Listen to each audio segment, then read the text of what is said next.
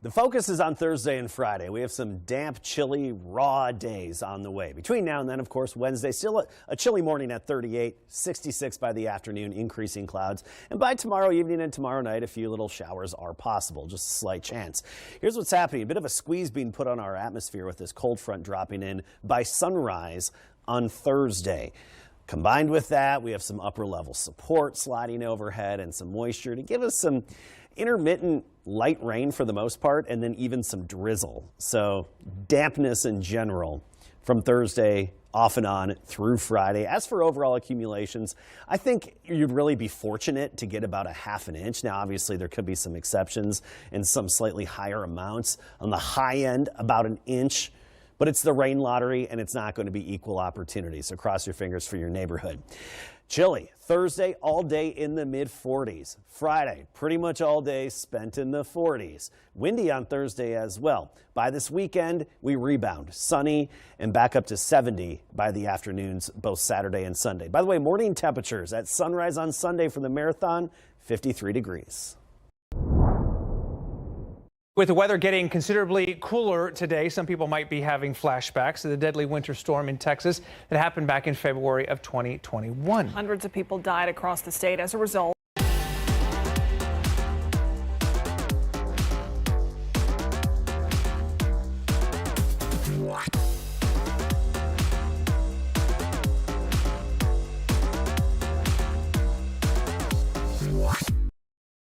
Tonight, a mother is demanding answers after she says her 19-year-old daughter fell 17 stories from this Austin apartment. Coming up, what that mother had to say and how those who live in the area are feeling.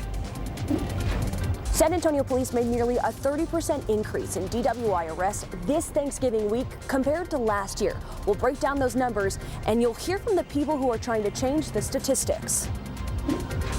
Plus, a business owner was arrested while trying to file a complaint at City Hall. Our KSAT Investigates team reveals what really happened. Live from KSAT 12, the Nightbeat starts right now. And we thank you for joining us tonight. I am Ernie Zuniga. And I'm Stefania Jimenez. Drinking and driving arrests are climbing yet again in San Antonio. They spiked over the Thanksgiving holiday. And the night team's Avery Everett breaks down those numbers and introduces us to the people trying to lower them. On these roads, the numbers are moving in the wrong direction. It's painful, it's sad. It made me sick to my stomach. Across part of Thanksgiving week 2025, San Antonio police made about a 30% increase in DWI arrests than they did in this time last year. After covering multiple crashes last week that ended with DWI arrests, I wanted to see what totals look like. I'm emailing SAPD right now. I'm requesting stats for DWI arrests during the Thanksgiving period from Tuesday, November 25th through Saturday, November 29th, 2025. A spokesperson with the department gave us these numbers, saying SAPD made 70 arrests in that date range this year. But across the same dates last year, that spokesperson says 55 DW arrests in total were made. I feel like there hasn't been a change. I mean, my story is just one out of many, many stories. Natalie Garza lost her sister, Yulissa Valero, back in January of 2023. She died after a wrong-way driver hit her car head-on. Garza says her family is waiting for the man arrested to go on trial in this intoxication manslaughter case. I wish her face would be the reminder of, to not drink and drive. That's why Aziza Salama created the Free Rides program in San Antonio. Tang's Pizza, where we met on Tuesday, is one of the restaurants that partners with her nonprofit initiative to offer a safe and free ride home for someone who has had too much to drink. What's your message to people in San Antonio? Don't drink and drive. It's as simple as that. Where do you move from here? Forward. That's the only way. On these roads, the numbers may have climbed, but advocates hope San Antonio chooses differently before they can rise again. So by our deadline tonight, the Bexar County District Attorney's Office was not able to get back with us with their track data. Now, we did ask San Antonio Police if they had more of a presence out on the roads than they did last year. We also didn't hear back where that request as of this show tonight. Steph, Ernie. All right, Avery, appreciate that. Meanwhile, a McCullum High School teacher has been arrested for sexual assault of a child. And this evening, San Antonio police walked him right in front of our cameras. You're about to see him in a moment. That right there is 46-year-old Eduardo Cantu. San Antonio police say that the alleged assault was between Cantu and a student at McCollum High School back on November 10th. Investigators say that school administrators learned about it, though, on November 19th. Police took Cantu into custody while he was on campus today, and they believe that there could be more victims. So right now they're telling people, if they have any information on this, to call the Special Victims Unit. Which is why we want to, create that safe space for juveniles or anybody of any age to come forward to the police department and know that our Special Victims Unit is working hard for every case, no matter the race, no matter the gender, no matter the age. Just know that as a department, we are working hard to help these victims come forward and, charge these people for the crimes they're committing. Now, police said that Cantu did not have any criminal history. He is currently listed as a mariachi teacher on McCollum's website. KSAT reached out to Harlandale ISD to confirm Cantu's employment status. And while they did reply to us, they say they are cooperating with the investigation and did not comment on his employment. A mother from Laredo wants answers from Austin police. This comes after she says her daughter fell 17 stories and died while in Austin this past weekend for the UT Texas A&M football game. That team's John Paul Barajas went up to Austin to speak with police and also students about what they saw and heard that night. There is still a sense of shock and disbelief from students who live in and around this complex, 21 Rio, where Brianna Aguilera was found dead outside of. And like us, they have lots of questions for Austin police. That's why Brianna's mother is demanding a thorough investigation. And it's just so unbearable and unimaginable what happened to her that night. And I don't have answers. I don't have any answers. It's the mother's plea to Austin police. Stephanie Rodriguez wants to know what led to her 19-year-old daughter Brianna Aguilera's death, and so do students who live nearby. Just your thoughts that someone could fall off a balcony and no one report it.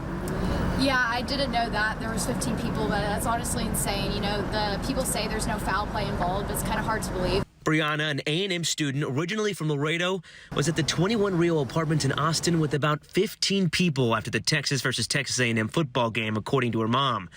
She adds Brianna fell 17 stories to her death.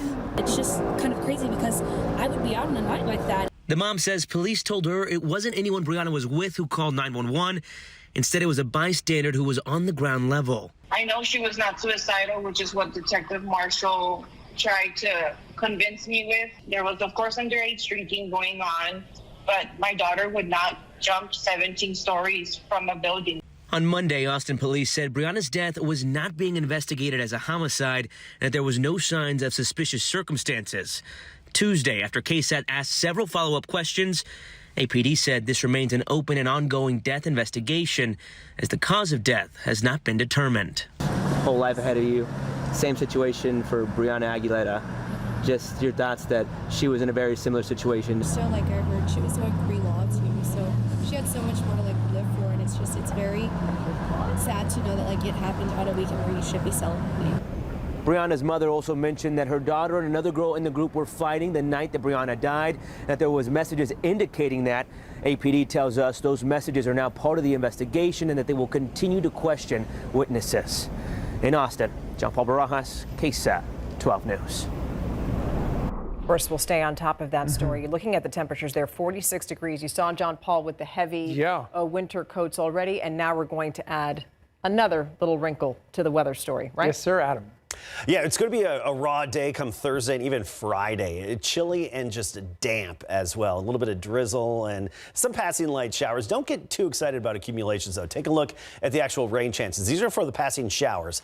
Scattered, 40% coverage at any given time from Thursday all the way through Friday. And that includes the Thursday morning commute. I do think we'll have some activity on the radar screen. And notice that's our only opportunity, Thursday and Friday, for any rainfall. Here's a look at where it's coming from. So we have some upper level moisture that's slowly streaming in from the Pacific. These are some high clouds that'll stream overhead tonight, but they'll thicken and get lower in the sky by tomorrow afternoon and into the evening. So we have some moisture and energy coming in from the Pacific, and it's actually this upper level low is helping to sling some of that rain-making energy and upper moisture our way. Then a bit of a squeeze play coming in from the north. That's this cold front coming in. It hits around sunrise on Thursday. With it, some areas of rain developing, and then some off and on showers Thursday into Friday. I'll be back to talk about how much rain we could get and where, along with just how cold it's going to be and for how long in just a bit. Okay, thank you, Adam. Tonight, the owners of the camp where 25 girls and 2 teen counselors died in the July 4th floods are giving specific information about how they're going to make that camp safer when they reopen that facility next summer. All right, so in an email sent to Camp Mystic parents, the camp promised to go beyond new safety rules passed after the floods killed at least 136 people, including the 27 from Camp Mystic. So the new measures include river monitors to catch rising water, 2-way radios in every cabin with weather alerts, and bigger generators to keep the power on. Some of the families of the girls who died have filed lawsuits claiming the camp did not do enough to keep campers safe as the floodwaters rose this past summer. So as of right now, Camp Mystic is planning to host 6 sessions next summer, and next April, it's also planning to offer enrolled campers and their parents tours. The FBI has launched an investigation trying to find out who was responsible for a suspicious powder that was found at an Immigration and Customs Enforcement building in Castle Hills this afternoon. So an envelope with white powder was found at that building that houses ICE officers on Jackson Keller near Blanco Road. According to a spokesperson, employees were evacuated as a precaution. Castle Hills firefighters and a San Antonio hazmat team are testing that powder.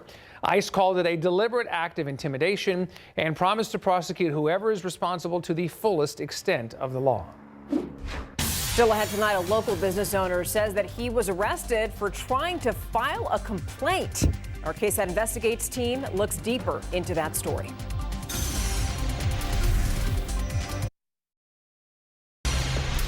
Well, in Live Oak, there is an escalating feud between its police department and a local business owner. Damon Fogley was arrested this fall while he says he was trying to file an ethics complaint at City Hall. As KSAT Investigates Dylan Collier reports, that incident came months after an officer was recorded on his own body camera making false claims about Fogley and the company that he operates. Damon Fogley. Trying to navigate all this has been very challenging and difficult for me. Last month, Damon Fogley made his first ever appearance in a Bexar County courtroom. The disabled Army veteran was arraigned on misdemeanor charges of criminal trespassing and resisting arrest.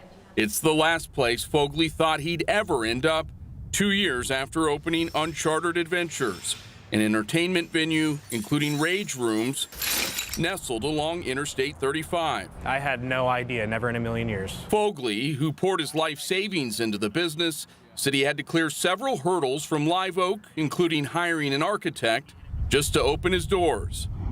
They don't know that we're coming in. June 19th, agents from the Texas Comptroller's office showed up unannounced.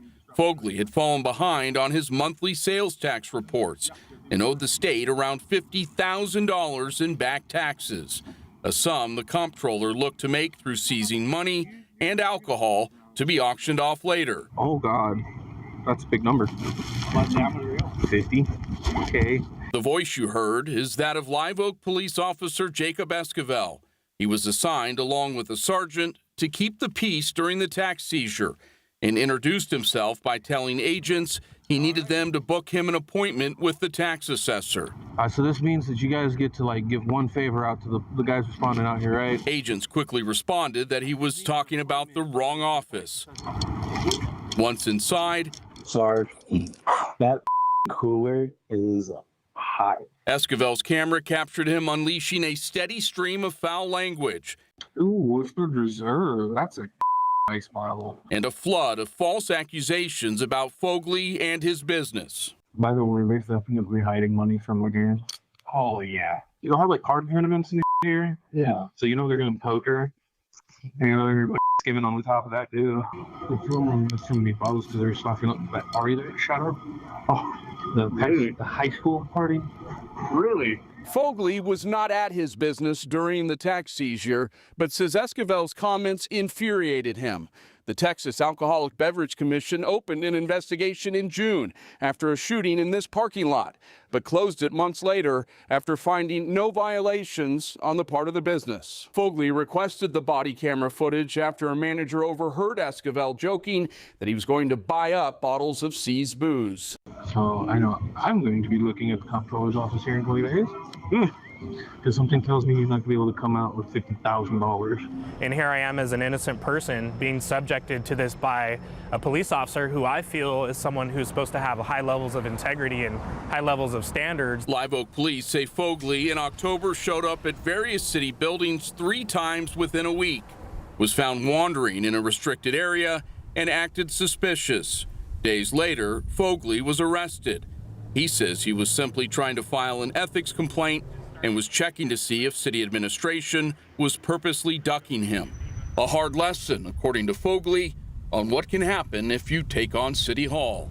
Dylan Collier, KSAT investigates. So Live Oak officials declined to make Police Chief Michael Freitas available for an interview. In a statement to KSAT, he confirmed that Internal Affairs is investigating comments made between the 2 officers while they were conversing amongst themselves. And once the probe is completed, the department will determine if any internal actions are warranted. Okay, let's get you outside right now. 10:16 on this Tuesday night. 46 degrees outside, so chilly to be sure, but it might get colder later on in the week, according to Adam Caskey. Yeah, you know, come Thursday, 46 is about the warmest we should get all day long, unfortunately. Yikes. And it was cool this morning. We had a light freeze in the hill country and 35 here in town. It's going to be another chilly morning tomorrow, but otherwise a comfortable afternoon. We're really focusing on Thursday and even Friday, but Thursday is the beginning of the damp and chilly conditions. And not only that, but windy as well. So raw and blustery Thursday, even lingering into Friday. Drizzle and light showers coming and going all day Thursday and on into about the first half of the day of Friday at least. Then the weekend, just in time for Saturday, we start to clear out and temperatures get comfortable again, back near 70 for highs by this weekend. So we'll break down the temperatures again in a moment. I want to talk first about the overall setup. I mentioned that upper level moisture and energy coming in off the Pacific. It's going to be increasing through the day tomorrow. So we'll start sunny and then end very cloudy. And then by Thursday morning, with the approach of this cold front giving us a little extra squeeze on our weather and on our clouds, we'll probably see some shower activity scattered across south central Texas. Now, I think most of it's going to be pretty light. This computer model is getting a little aggressive, showing some of these yellows and reds here. And yes, there could be a few moderate showers briefly here and there, but by and large, we're just looking at overall damp conditions with drizzle and then some passing showers. And this is off and on Thursday, even into Friday. Overall accumulations, though, I don't think will be all that impressive. I mean, don't get me wrong. We'll take whatever we can get. We'll take every drop because we can use it all. But remember, this is going to be another scenario where it's the rain lottery and it's not equal opportunity. And it's actually, I think, going to be pretty much an equal chance all around San Antonio. That's what the latest data is really indicating. You know, sometimes it looks like some of it's trending northward or southward. I still think there's pretty much equal chances across our area. Now, that said, we'll have a wide range. Some locations maybe not picking up anything other than, a few hundredths of an inch, while others picking up upwards of a half inch. Now, there is the chance we could see around an inch in some spots, but I think that's really going to be the exception. Let me put it this way. I would be thrilled to get a half inch of rain out of this at my house. So not just damp and cool, but windy, north wind at about 20 to 25 miles per hour throughout the day on Thursday. So jacket weather all day long on Thursday. Tomorrow you'll need the jacket in the morning at 38. By the afternoon we're 66. And then Thursday, 46 at sunrise, 46 in the afternoon. And then Friday we're basically in the 40s all day long as well. We just start to see an end to the dampness later in the day on Friday. So let's talk temperatures. The coldest of the air, it's up in Canada, and we like to watch this because this is the source region of the real cold air masses that plunge southward. It can have the greatest impact on our area. Well, the cold air is out there. I mean, 20s below zero in northern Canada. That cold air is plunging southward, but it's not going to make it all the way down here. We're going to just get clipped by those air masses, and we're not going to have as significant of an impact on our temperatures. 35 this morning, 56 in the afternoon. Tomorrow morning, we're in the 30s, but 30s above freezing. So still chilly, but warming to 60 by noon and 66 for the afternoon high, closer to 70 along the Rio Grande. Now this weekend for the marathon, looking good. Sunday morning, for example, 53, and both Saturday and Sunday, 70 and sunny in the afternoons, clearing out in time. Right, good stuff. All right, well, another good thing is the Spurs got another W Yes, and they closed out the game strong. Memphis kept fighting back. We'll go through all of the highlights coming up. It was a fun one in the frost. And where does Texas A&M fall after the latest college football ranking? That's coming up after the break. The Spurs making a pit stop at home today amidst a stretch of 10 of 12 games on the road. Memphis and San Antonio missing a couple of their stars. San Antonio led by 4 after 1, picking up the action in the second quarter. It's a tie game. Jeremy Sohan fighting for the rebound. He and Zach Edey get tangled up, and it was Edey who was assessed the foul on that play after review. Now, this was a back-and-forth ball game when Edey floats one over Luke Cornett and it bounces in. Later, a heads-up play by Sohan. A steal. He has Devin Vassell with him 2-on-1, and Sohan banks it in. Spurs led 63-59 at the half. Barnes again in and out. Why not? 6 threes. Mr. 100% is going. Harrison Barnes nails back-to-back triples right out of the tunnel, but Memphis climbs back, and it took a 9-0 Spurs run in the fourth for San Antonio to get back in it. Less than 4 to play. Spurs down 1 when De'Aaron Fox, he kicks it out to Keldon Johnson, and Johnson drains it. What a clutch bucket. Then the dagger. Fox hoists up a long ball over Jaren Jackson Jr. San Antonio wins 126-119, led by Barnes' 31-point night. Let's take a listen to the Spurs post-game press conference. The competitive response has been pretty good all year. You know, they got up, I believe, 108 or 109 to 101, 109, I believe. And we went on a run after that. And we're just trying to do it more consistently of the 48 minutes. But again, we're going to continue to nitpick and be on them, but they did a good job. And they finished, and sometimes you just got to get it done, and that's what they did tonight. Well, this evening, the 5th release of the college football rankings were revealed. And the big question to many of us here in Texas, what is the committee going to do about Texas A&M's loss to Texas, which knocked the Aggies out of the SEC title game? Well, here's the answer. The committee put Texas A&M at number 7, which means they'll likely host their first-round playoff game with no opportunity for a bye to the quarterfinals like Texas Tech currently has at number 4. Tech could better their seeding even further with a win over BYU in the Big 12 title game this Saturday, live on KSAT 12. The Texas Longhorns are on the outside bubble, hoping for losses by teams playing ahead of them. The final rankings are revealed December 7th.